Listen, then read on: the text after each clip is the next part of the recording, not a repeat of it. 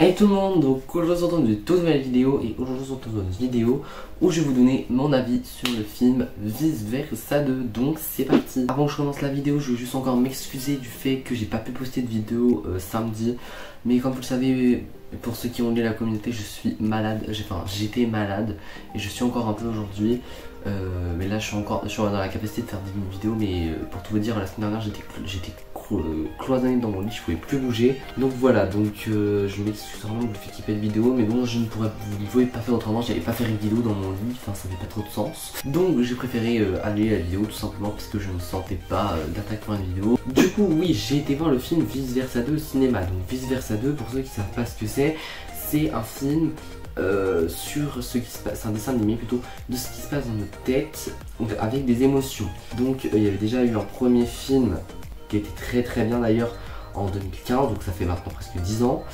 Et il y avait déjà eu, du coup voilà, et dans le premier film on suivait la vie du jeune Riley, donc qui avait entre 3 et 11 ans, et là du coup on la suit 4 ans, donc tout ce qui est l'adolescence. Donc je vais vous donner un peu mon avis, mon ressenti sur le film, enfin voilà. Déjà, ce qu'il faut savoir, c'est que j'ai eu l'immense chance, vu que je l'ai vu en avant-première, je l'ai vu dans une salle assez spéciale, et en 3D au passage, rien que ça, je vous le dis. C'était magnifique, on était dans des sièges assez confortables, etc. C'était la première fois qu'on testait cette salle, parce que du coup c'était moins cher vu que c'était en avant-première, mais ça restait très cher, mais on pourra pas faire tout le temps. Mais ouais, c'était quand même très bien. Bon, après la 3D, je trouve que bon, on peut s'en passer honnêtement. Pareil pour le siège, bon, ça rend de luxe, hein. Mais du coup voilà, du coup le film c'est une suite et donc ça fait partie des studios Disney Pixar. Du coup dans le premier film on avait 5 émotions. Donc on avait joie, peur, tristesse, colère et dégoût. Et du coup dans le deuxième film on va rajouter 5 nouvelles émotions. Donc nous avons anxiété, envie, ennui, embarras et nostalgie. Donc voilà, nostalgie pour ceux qui savent pas, on la voit apparaître, mais bref, vous comprendrez. En fait, nostalgie ça sert quasiment à rien. Enfin, on va dire que globalement il y a 4 émotions qu'on voit tout le temps, mais la plus forte émotion qu'on voit c'est anxiété, parce que elle prend tout d'un coup pour la vie d'adolescence. Donc le film c'est un film qui est destiné aux ados, donc c'est un film du coup sur la puberté comme je vous ai dit tout à l'heure. Et c'est très bien fait dans l'idée. Alors je vous dis d'autres avis aussi que j'ai eu. Il y en a qui me disent, parce que du coup lorsque anxiété prend tout, ils me disent ah ouais ça se passe vraiment comme ça dans le cerveau et tout ça. Et en fait je pense que les adultes pour qui la crise d'adolescence était loin, bon ils ont peut-être dit ouais bon c'est un peu gros. Mais bon c'était quand même assez réel.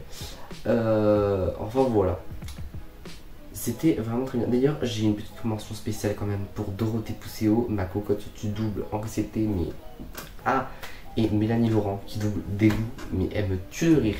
Genre en fait je sais pas comment expliquer, mais la voix de dégoût elle est trop bien. J'aime trop quand elle parle genre ils sont complètement malades. Ils sont complètement malades. Trop drôle. Et j'aime beaucoup aussi Marie-Lou Berry qui double tristesse. Voilà, trop mignon. Enfin voilà. Donc le film présente ces nouvelles émotions, mais du coup le seul point, pour moi le point rouge, c'est qu'en fait l'émotion ennui, envie et embarras on les voit pas trop, contrairement à anxiété qui elle va tout prendre. Mais bon voilà, mais je trouve que vous voyez les autres émotions auraient pu être un peu plus développées, mais bon c'est un peu comme dans le premier film où on voit que joie finalement quasiment et tristesse, le reste compliqué. De plus quand même la trame du film ressemble quand même peut-être un peu trop au premier.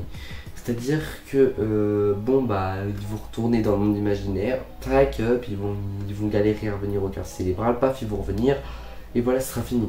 Mais bon, ça c'est vrai que c'était un peu le point noir, mais il y avait quand même de très belles choses, comme le fait qu'on puisse voir l'estime de soi, et ça c'était ultra important de le mettre, surtout à l'adolescence. Voilà, et ça c'était très bien, c'était très bien représenté d'ailleurs, donc chapeau. Au niveau de l'animation, c'était très beau, comme d'habitude chez Disney. De toute façon l'animation c'est waouh, c'est magnifique, donc bravo à Disney pour ça parce que c'est très joli. Et franchement on n'a pas attendu 9 ans pour rien. Enfin voilà, d'ailleurs le film a été le plus gros démarrage pour un film d'animation de l'année, ce qui n'est absolument pas surprenant. Ils ont quand même récolté presque 400 milliards d'euros je crois en quelques semaines. Non, pas milliards, pardon, non, millions, pardon, excusez-moi, milliards, non, faut pas exagérer non plus. Donc presque 400 millions, c'est énorme, genre c'est vraiment énorme. Et ouais, non, c'est énorme. Juste ce que j'ai moins aimé aussi, c'est le fait vraiment que ça dure genre 3 jours. Genre c'est-à-dire qu'en gros, les amis de Riley et elles vont faire une compétition de hockey, ok.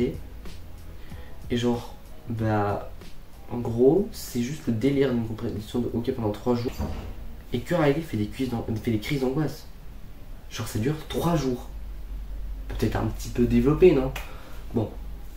Enfin voilà. Du coup j'espère que ça vous aura plu et je vous dis à très bientôt pour une prochaine vidéo. Bye!